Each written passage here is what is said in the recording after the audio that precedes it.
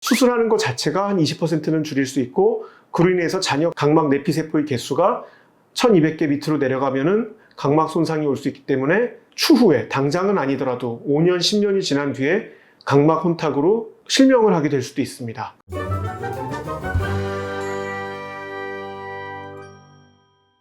안녕하세요. 세상을 밝게 하는 호랑이 안과 김성우 원장입니다.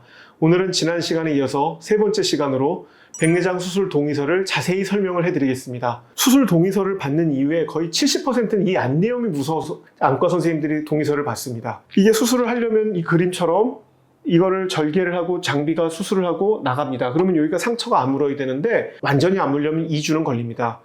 그런데 이게 이제 한 2-3mm 정도밖에 안 되니까 절개부가 우리가 수술을 끝내고 꼬매는 경우도 있고, 이 정도는 문제가 안 되기 때문에 그냥 저절로 상처를 아물게 하는 경우도 있는데, 어떤 경우든지 간에 첫 3일 내에 그 상처를 통해서 눈에 늘 눈물이 있으니까 눈물이 상처를 통해서 스며 들어가면서 눈 주변에 있는 잡균이 눈 속으로 들어갔을 때 이 눈 안에서 균이 자라게 되면서 눈 속이 골물 수가 있습니다. 백내장 수술하고 나서 평균적으로 약 4,000명에 1명 정도는 아무리 모든 주의와 조심을 하였더라도, 또 수술이 아주 원활하게 끝났음에도 불구하고 4,000명에 1명 정도는 발생할 수가 있는 일입니다. 이 균이 자라는 속도는 폭발적으로 증가하기 때문에 보통 수술 아까 3일 내에 증상이 생기는데, 첫날, 둘째 날, 셋째 날 지나가면서 오전, 오후, 저녁 또는 다음날 될 때 뭔가 눈이 불편함이 생깁니다. 어떤 불편함이 생기느냐? 수술하고 처음에 안대를 띄거나 하루 정도는 수술한 부위가 까끌까끌한데, 그 다음날 아침이 되고 나면은 대부분의 환자들은 눈이 편안해지고, 점심 저녁으로 갈수록 눈이 자연스러워지고 편안해지고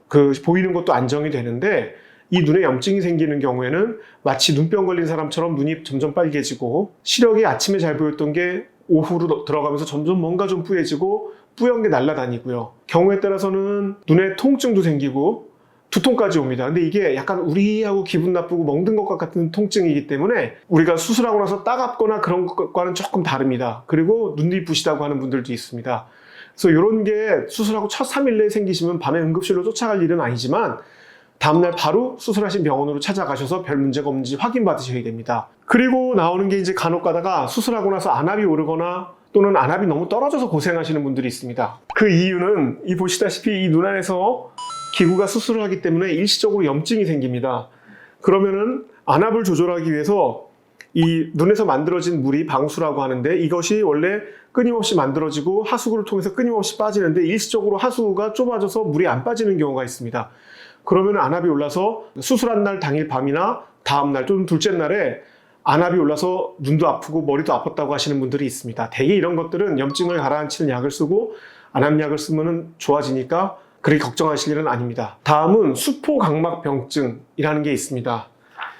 이 사진을 보시다시피 우리가 검은자라고 하죠. 요 라식하는 검은자, 요로 앞쪽이 둘러서 투명한 검은자 뒤쪽에서 백내장 수술을 진행하는데, 이 백내장을 사용할 때, 수술을 시행할 때 사용하는 에너지가 이 주변 조직에 영향을 줍니다. 특히 이 각막이라고 하는 검은자의 투명한 부분의 뒷면을 각막 내피세포라는 세포들이 코팅을 하고 있고, 이 세포들의 역할은 각막을 건강하고 투명하게 유지해주는 역할을 하는데 재생이 되질 않습니다.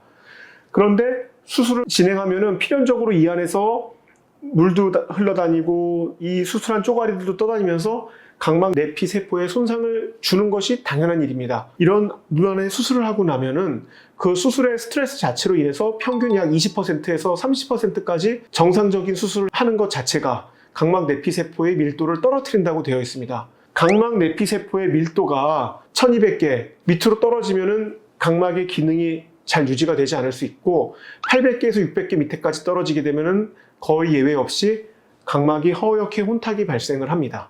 그렇게 되면은 대부분의 이제 앞이 각막이 하얘지니까 시력을 못 쓰게 되고 각막 이식 수술을 받는 경우까지 가게 되는 경우가 있습니다. 과거의 수술에서는 이 에너지를 잘 조절하기가 어렵고, 또 예전 사람들은 백내장을 너무 묵혀서 수술하기 때문에 딱딱한 백내장에 더 많은 에너지를 사용하게 됨으로써 각막의 손상이 많았었는데, 최근에는 장비도 좋아지고 기술도 좋아지고, 또 무엇보다 가장 중요한 것은 환자분들이 백내장을 묵히지 않고 제때제때 수술을 하시기 때문에 각막 내피세포의 손상은 예전에 비하면 훨씬 적지만 수술하는 것 자체가 한 20%는 줄일 수 있고, 그로 인해서 잔여 각막 내피세포의 개수가 1200개 밑으로 내려가면은 각막 손상이 올 수 있기 때문에 추후에 당장은 아니더라도 5년, 10년이 지난 뒤에 각막 혼탁으로 실명을 하게 될 수도 있습니다. 그런데 이 각막 내피세포는 수술을 하지 않더라도 해마다 평균 약 0.5에서 1%는 저절로 없어지는 것으로 되어 있습니다. 이렇기 때문에 우리가 수술 전에 각막 내피세포의 개수를 체크를 하게 되는 것이고, 각막 내피세포가 너무나도 수치가 낮은 경우에는 환자들과 충분히 다시 상의를 하게 됩니다. 오늘도 설명을 하다 보니 이야기가 길어져서 또 마치질 못했습니다. 다음번 4편에서는 꼭 마치도록 하겠습니다. 세상을 밝게 하는 호랑이 안과 김성우 원장이었습니다.